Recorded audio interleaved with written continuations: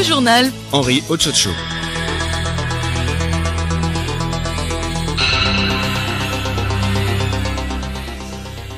Il est exactement 12h30 sur les antennes du Radio Lomé. Mesdames, Mesdemoiselles, Messieurs, bonjour. Les titres de ce journal. Le nouveau coronavirus continue sa course à travers le monde avec son cortège de dégâts. Le Togo a enregistré son 13e décès hier. 5 nouveaux patients ont été testés positifs, portant à 386 le nombre de cas confirmés depuis le début de la maladie au Togo. La campagne de production cotonnière 2020-2021 a été lancée la semaine dernière à Kara sous le thème « Tous mobilisés pour la redynamisation et la modernisation de la filière cotonnière pour sa contribution à l'atteinte des objectifs du PND ». Libye, les drones turcs seraient en train de changer l'équilibre militaire.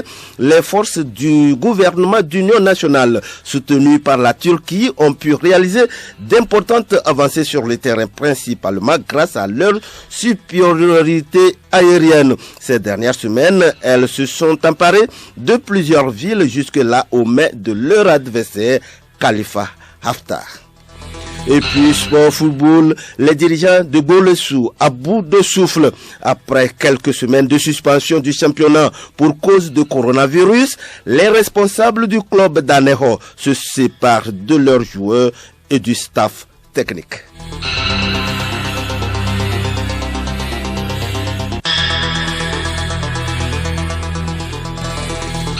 radiolomé.tg.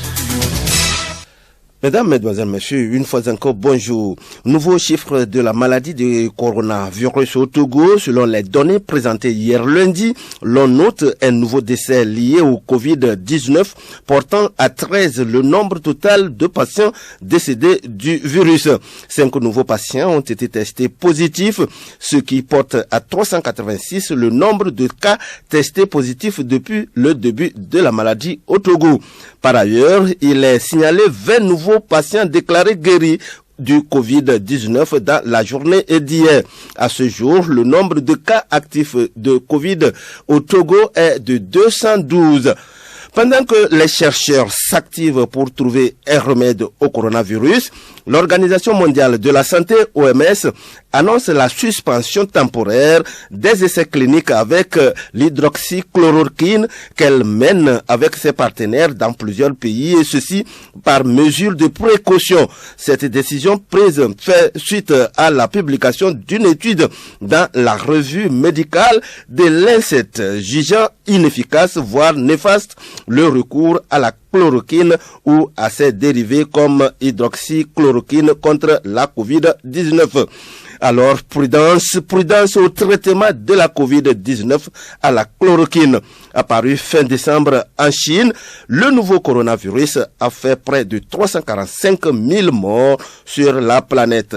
Il n'existe aucun traitement ni vaccin.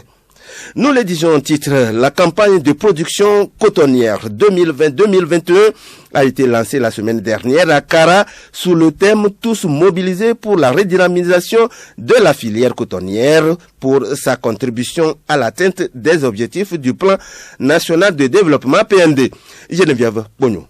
Ce lancement a été suivi d'une rencontre d'échange entre les acteurs de cette filière. Pendant 2 jours, ces acteurs ont analysé et échangé sur les problèmes de la filière coton au Togo afin de trouver des solutions idoines pour accompagner sa transformation et améliorer les performances durant la campagne 2020-2021 conformément à l'As 2 du PND. Cette rencontre s'est déroulée dans le strict respect des gestes barrières à la COVID-19. Les résultats de la campagne de production cotonnière 2019-2020 sont restés en deçà des attentes. Cette précédente campagne, qui s'est déroulée dans des conditions particulières, a permis d'emblaver une superficie de 180 000 hectares. À l'issue de la campagne, il n'a été collecté et égrené qu'un peu plus de 116 000 tonnes de coton-graine avec un rendement de 645 kg par hectare sur un objectif de 150 000 tonnes contre une production de 130 37 000 tonnes en 2018-2019. Cette baisse de rendement est due à la pluviométrie lors de cette campagne qui a été atypique de par sa mauvaise répartition dans le temps et dans l'espace. Le ministre Koutera Bataka de l'Agriculture a rappelé que le chef de l'État s'est engagé à rechercher les voies et moyens pour redynamiser cette filière afin de débloquer toutes les situations d'insatisfaction qui freinent la production. Pour lui, la campagne agricole 2020-2021 est celle de nombreux défis au-delà de l'impérieuse nécessité de pouvoir augmenter les superficies en améliorant la production, la productivité et le revenu des producteurs. À noter que le secteur cotonnier joue un rôle stratégique dans l'économie togolaise. Première culture de rente des exploitations agricoles, le coton s'affirme comme la première culture industrielle du Togo et le 4e produit d'exportation du pays après le clinker, le ciment et les phosphates. Geneviève Pognon, chaque année, des milliers d'enfants à travers le monde disparaissent et certains ne sont jamais retrouvés. Dans la plupart des pays, un enfant disparaît toutes les 10 minutes. Des chiffres qu'il convient de rappeler chaque 25 mai à l'occasion de la Journée internationale des enfants disparus. La journée célébrée hier permet aux personnes sensibles à la cause des enfants disparus et de leurs familles de se mobiliser pour mieux faire connaître l'action des associations et leur apporter les moyens de leur action. Quelle que soit la cause de la disparition d'un enfant, c'est l'angoisse qui domine devant l'absence d'informations. C'est une torture quotidienne dont peu de parents parviennent à se remettre. Il y a plusieurs cas de figure. Des enfants qui font des fugues et qui ne reviennent jamais, enlevés par l'un des deux parents ou lors d'une mauvaise rencontre. Le but principal de la Journée internationale des enfants disparus est de se remémorer les noms et les visages des enfants portés disparus et de diffuser un message de solidarité à l'échelle internationale pour les parents qui ne savent pas où leur enfant est ou ce qu'il est devenu. La disparition d'un enfant est peut-être ce qu'il y a de pire, car on ne sait rien. Est-il en vie? Est-il bien traité? A-t-il quitté le pays? Vit-il dans une autre famille? Les parents vivent un drame épouvantable, surtout quand ils n'ont aucune nouvelle durant des mois, voire des années. Ces cas restent heureusement très rares. La grande majorité des disparitions d'enfants sont en fait des fugues qui ne durent que quelques heures ou quelques jours. Les enfants et des adolescents fuient leur domicile parce qu'ils ont de très mauvaises relations avec leurs parents ou leurs beaux-parents, parce qu'ils ne supportent plus leur vie ou parce qu'ils vivent une passion amoureuse. En général, ils reviennent d'eux-mêmes au domicile familial. Mais certaines fugues tournent mal car les enfants peuvent rencontrer des personnes malhonnêtes ou faire des expériences dangereuses. Rien de plus terrible pour des parents que de rester dans le doute après la disparition de leur enfant. Le journal Henri Ochocho. Actualité internationale à présent, le candidat du parti au pouvoir au Burundi, Evariste Ndayishimiye, a remporté l'élection présidentielle sans surprise. À 52 ans, Evariste Ndayishimiye accède donc à la magistrature suprême après avoir été pendant 15 ans dans l'ombre du président sortant Pierre Nkurunziza, ministre de l'Intérieur et de la Sécurité publique en 2006, puis tour à tour chef de cabinet militaire et civil du président. Evariste Ndayishimiye est un pilier du système au pouvoir depuis 15 ans. Ce fervent catholique originaire de la région de Gitega est un fidèle de Pierre Nkurunziza. À la fin des années 90, les deux hommes gravissent un à un les échelons de la rébellion qu'Evariste Ndayishimiye avait rejoint après avoir échappé en 1995 à un massacre d'étudiants hutus perpétré par des extrémistes Tutsi. La Libye, nous le disions tantôt en titre, les forces du gouvernement d'union nationale, JNA, soutenues par la Turquie, ont pu réaliser d'importantes avancées sur le terrain. Ces prouesses ont été rendues possibles grâce au drone turc. Les frappes du GNA ont obligé les troupes de Khalifa Haftar à abandonner la base militaire stratégique d'Al-Watiya. Edouard Sounon. Tout à fait. Avant d'évacuer la base militaire d'Al-Watiya, les forces du maréchal Khalifa Haftar ont essuyé plus de 65 frappes aériennes. Le chef et le sous-chef de la base ont été visés. Sur ce terrain immense et à découvert, il a été alors très difficile aux troupes de l'homme fort de l'ouest libyen de résister, surtout avec la perte de plusieurs systèmes de défense anti-aériens russes Pantsir 2, visés par les drones turcs de la nouvelle génération. Dans un centre d'opération près de Sirte, à Al-Wouka, près de Misrata, ainsi qu'ailleurs à l'ouest libyen, plus d'une quarantaine de chefs des troupes du maréchal ont ainsi été ciblés. Actuellement, les frappes se concentrent sur la ville de Taruna, à 60 km au sud-ouest de Tripoli, le prochain but du GNA.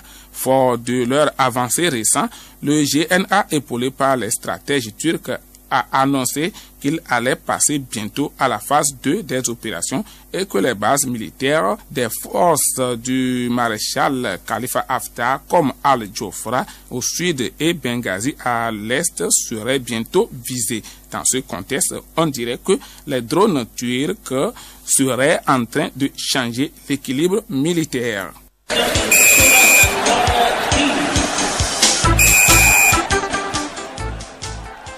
Sport, football, les dirigeants de l'équipe de Bolesou Delac n'en peuvent plus.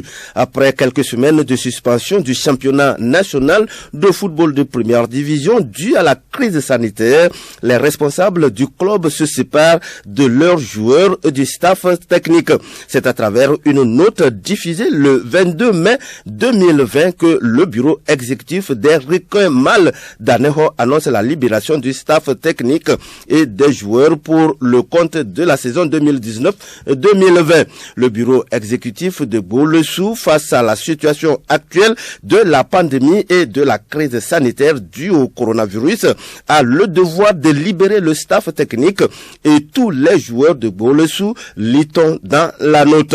Pour les responsables de la formation des Lacs, le bureau s'est vu obligé de prendre cette décision pour ne pas exposer la vie des uns et des autres en cette période de pandémie où les rassemblements et les proximités sont interdits. Outre cette décision, les responsables annoncent également la suspension avec effet immédiat des salaires. Le bureau informe donc tous les sociétaires de Bolesou que les salaires seront également suspendus, a précisé la note.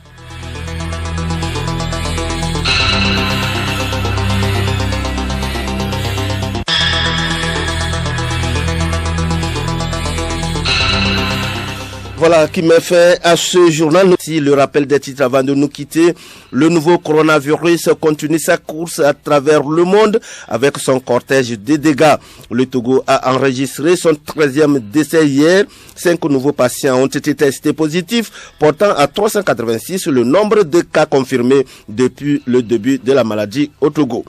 La campagne de production cotonnière 2020-2021 a été lancée la semaine dernière à Kara sous le thème « Tous mobilisés pour la redynamisation et la modernisation de la filière cotonnière pour sa contribution à l'atteinte des objectifs du PND ». Libye, les drones turcs seraient en train de changer l'équilibre militaire.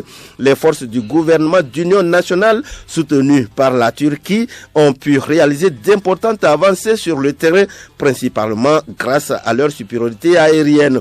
Ces dernières semaines, elles se sont emparées de plusieurs villes jusque-là au mai de leur adversaire Khalifa Haftar. Et puis, sport football, les dirigeants de Bolesou à bout de souffle après quelques semaines de suspension du championnat pour cause de coronavirus. Les responsables du club d'Aneho se séparent de leurs joueurs et du staff technique. Bon après-midi à tous et à toutes.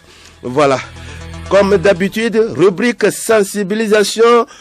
Nous suivons avec Juliette Kamde la production de ce jour.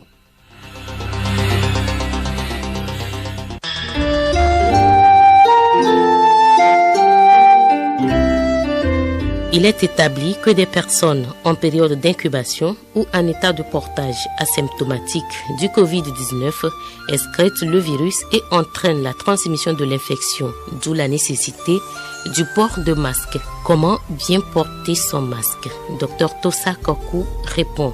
En principe, ce dispositif devrait être bien compris pour ce qui concerne son utilisation.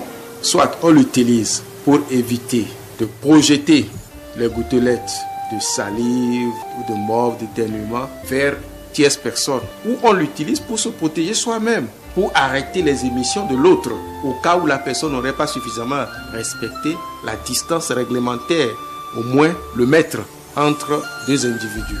Alors, quand vous l'avez utilisé pendant un temps, vous devez savoir qu'il est probable que vous ayez reçu des décharges d'expectoration, puisque vous êtes passé un peu partout. Donc, vous devez vous attendre à ce qu'il y ait sur votre masque le virus. Alors, si le virus est probablement sur le masque, vous n'êtes pas contaminé, mais vous passez les mains à réajuster, peut-être à enlever, à remettre, c'est là que vous vous contaminez.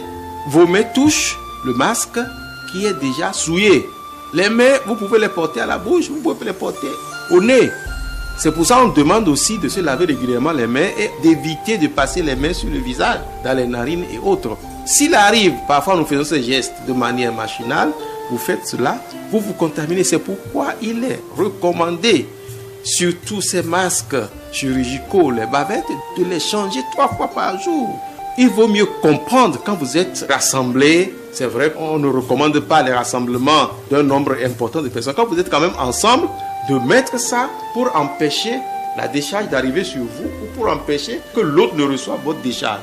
Il faut les utiliser avec vraiment une claire idée de la raison pour laquelle on les utilise. Donc, il faut les changer régulièrement. Il est recommandé de les changer 3 fois par jour. Le coronavirus, qui a déjà tué des centaines de milliers de personnes à travers le monde, est réputé épargner les enfants et les plus jeunes victimes sont rares.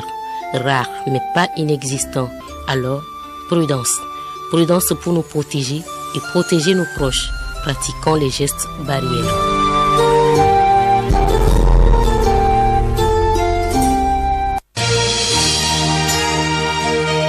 Radio Lomé, boîte postale 434, email radiolomé@radiolomé.tg.